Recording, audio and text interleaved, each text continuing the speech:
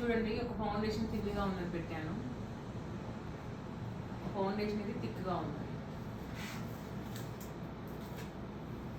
థిన్గా ఉన్నది మనకి స్ప్రెడ్ చేస్తే థిన్ అనిపిస్తుంది. అదే థిక్గా ఉన్నది స్ప్రెడ్ చేసినా కూడా మనకి అలానే ఉంది, థిక్గానే ఉంటుంది.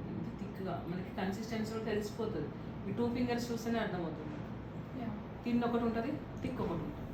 సో ఇట్లా థిక్గా ఉన్న ఎవరికి యూజ్ చేయొచ్చు? సమ్మర్లో యూజ్ చేయొచ్చు, ఆయిల్ స్కిన్కి యూజ్ చేసుకోవచ్చు, చాలా బాగా పనిచేస్తుంది.